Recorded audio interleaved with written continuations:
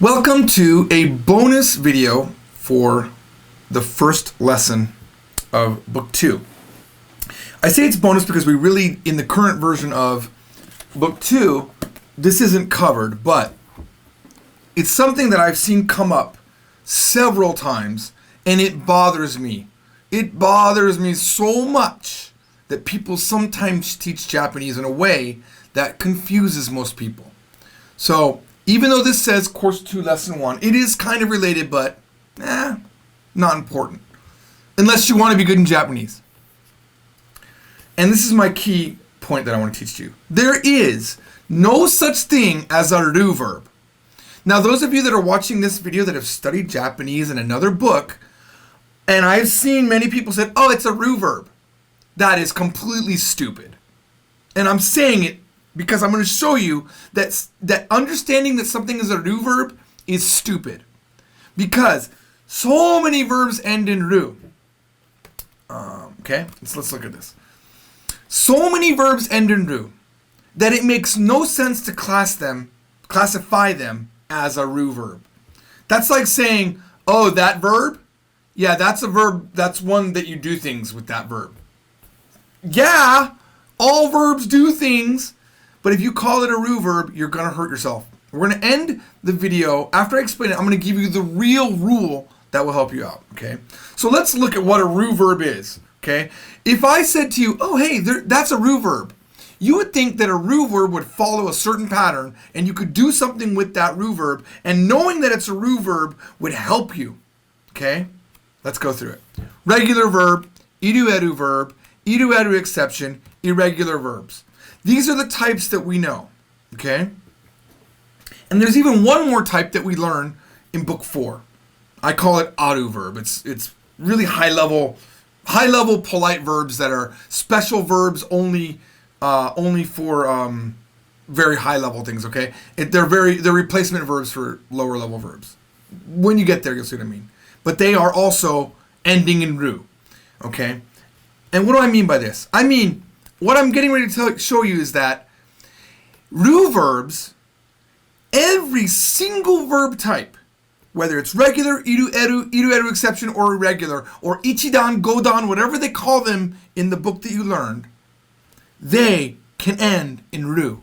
So why would that make them special in any way? It doesn't. Let's give an example.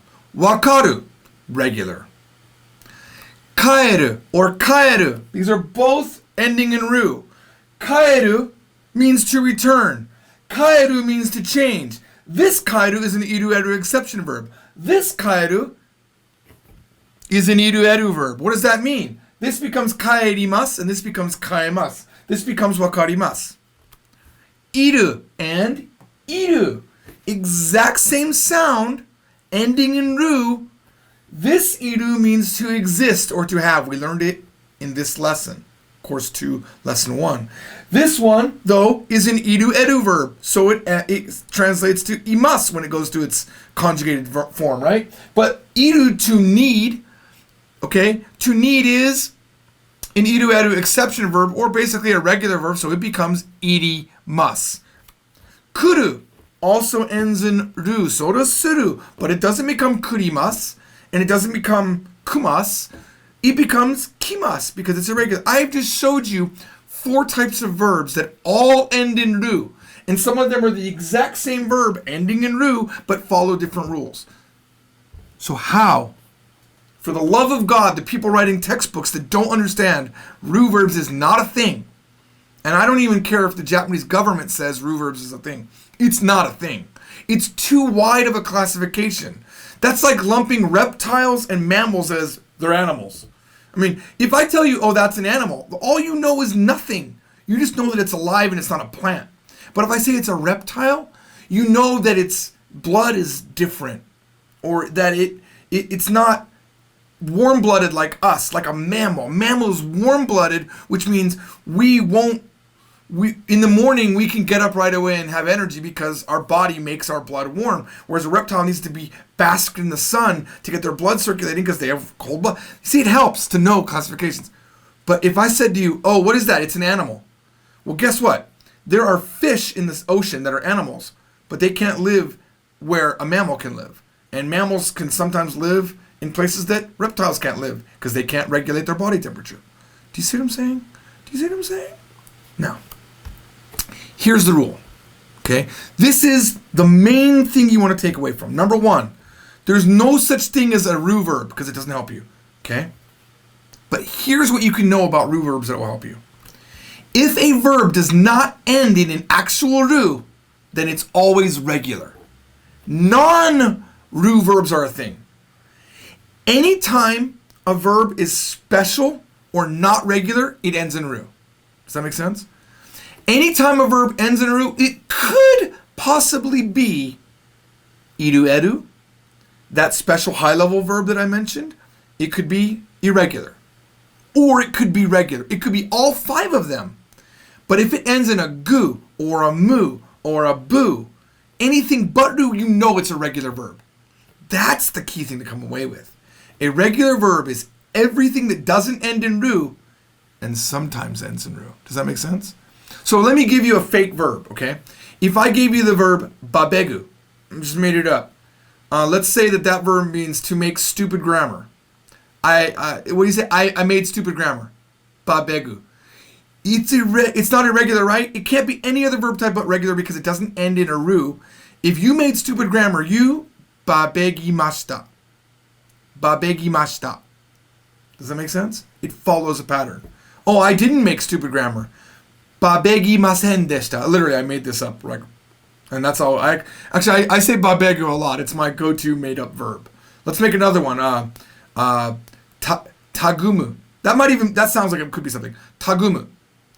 It means to always have bug spray on your desk. I don't know why, but right now I have bug spray on my desk. Okay? Tagumu. I had bug spray on my desk. Tagumimashita. Because the final goes to an E form. What's amazing about this is if you understand that ru verb could be special, anything ending in a ru could be special, you'll know that if it doesn't end in a ru, you can use the regular verb pattern form. And if I give you a verb you've never heard before, tawamu, which means to sag. Tawamu, a verb that you probably never heard before. You say it was sagging. It sagged. Tawamimashita. Okay? That's the beauty. Oyogu. Oyogimashita. It's regular. Okay? If a verb does not end in a ru, it is always regular. But if it ends in a ru, it doesn't mean jack. It doesn't mean anything. All it means is that it could be another form of verb or it could be regular. It's basically like saying, if it ends in a ru, it's an animal. But if it doesn't end in a ru, it's a mammal. Does that make sense? All right. That's my passion moment for Japanese. I'll see you all in lesson 2, where we talk about more detailed locations. I'm really looking forward to that. See you all then. じゃあねー。